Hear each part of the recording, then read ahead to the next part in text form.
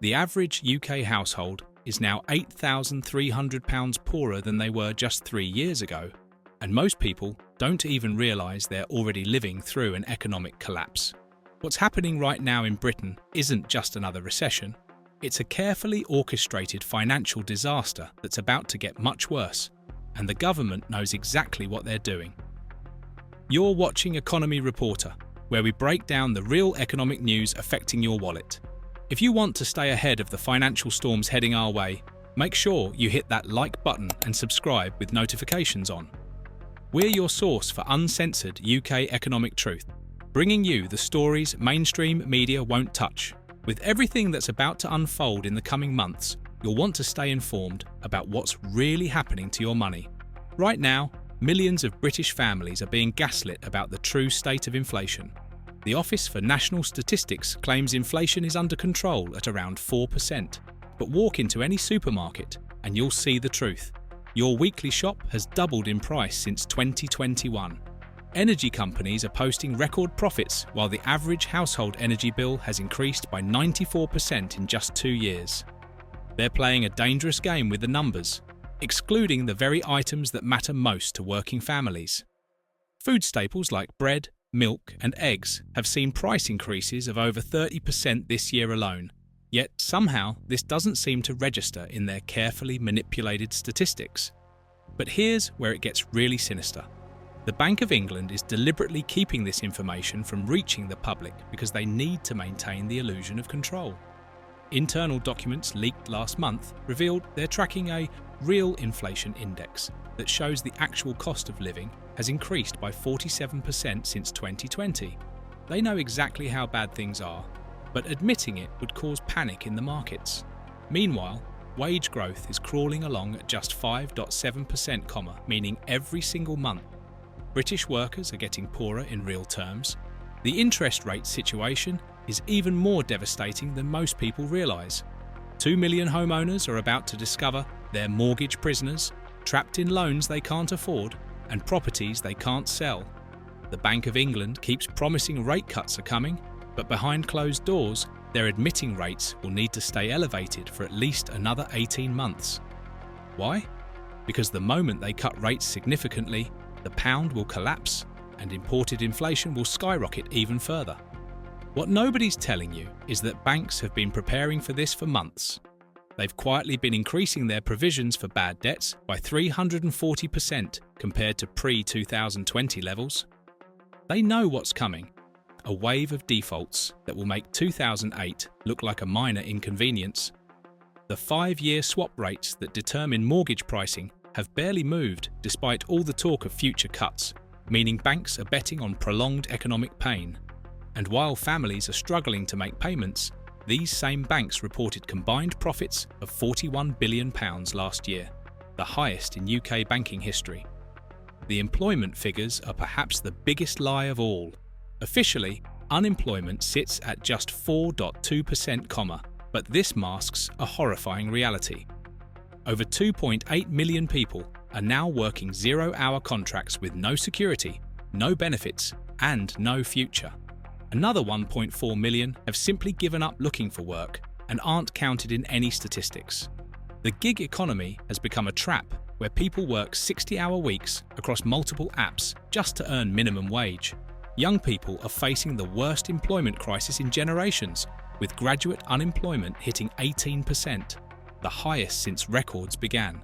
And the automation wave that's already started will eliminate another 3 million jobs by 2027. Major corporations are accelerating their AI adoption plans, with banks alone planning to cut 114,000 positions in the next 2 years. Customer service, data entry, even junior legal and accounting roles, they're all being replaced at a pace nobody anticipated.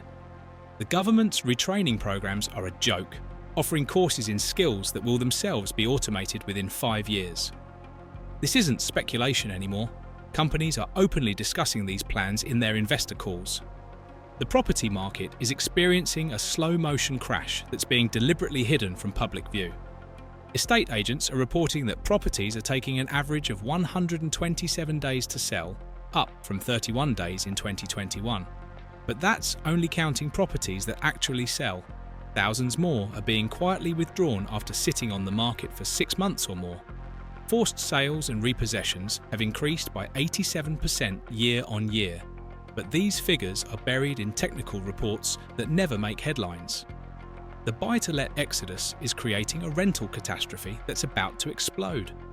Over 400,000 rental properties have been sold off in the past 18 months as landlords flee the market. This is pushing rents to insane levels. The average UK rent has increased by 12% this year alone, with some areas seeing 30% jumps. First-time buyers are completely locked out, needing an average deposit of £62,000 just to get on the ladder. The government's Help to Buy schemes are nothing more than debt traps, loading young people with loans they'll never be able to repay. Meanwhile, foreign investment firms are quietly buying up entire neighbourhoods, turning Britain into a nation of permanent renters. But wait until you hear what the latest budget really means for your finances. Behind all the political spin, this is the most aggressive tax grab in modern British history. The national insurance increase isn't just hitting your paycheck. It's going to trigger a wave of small business failures. Industry insiders are predicting 200,000 small businesses will close their doors by summer 2025. The stealth taxes are even worse. Frozen tax bans mean 3.2 million people will be dragged into higher tax brackets through inflation alone. The pension changes they've snuck through are absolutely terrifying. They're essentially forcing pension funds to invest in British infrastructure projects, which is code for throwing your retirement savings at failing government vanity projects.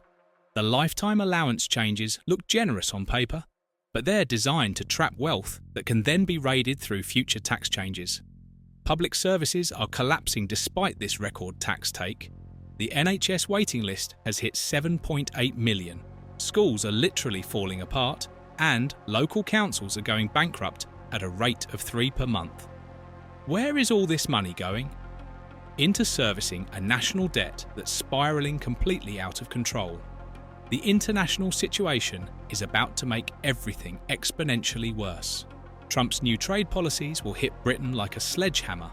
We're talking about potential tariffs of 20% on UK exports to America, our second largest trading partner. The Brexit delusions are finally crashing into reality as our trade with Europe continues to collapse, down 15% this year alone. We're isolated, weakened, and about to be picked apart by larger economic powers. Global recession indicators are flashing red across the board. The bond yield curve inversions, commodity price collapses, shipping rates plummeting. Every single metric that predicted previous crashes is screaming danger right now. China's property market implosion will send shockwaves through the global financial system, and Britain's exposure through our banking sector is massive. The euro is on the brink of a crisis that will make Greece look like a minor hiccup. When this domino effect begins, probably triggered by a major bank failure in Germany or Italy, the UK will be caught in the tsunami with no lifeboats. Here's the timeline nobody wants to admit. By March 2025, we'll see the first wave of mortgage defaults hit the news.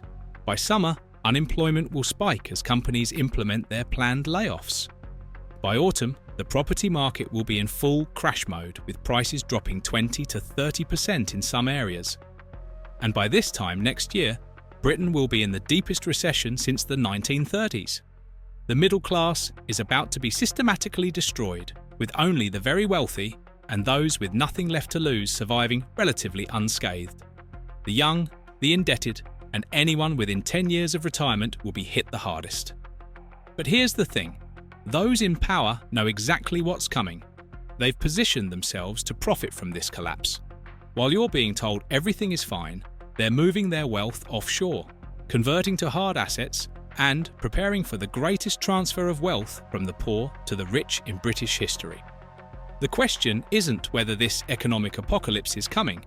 It's whether you'll be prepared when it arrives. Most people won't be. They'll wake up one morning to find their savings worthless, their homes unsellable, and their futures destroyed. Don't let that be you. The storm isn't coming, it's already here.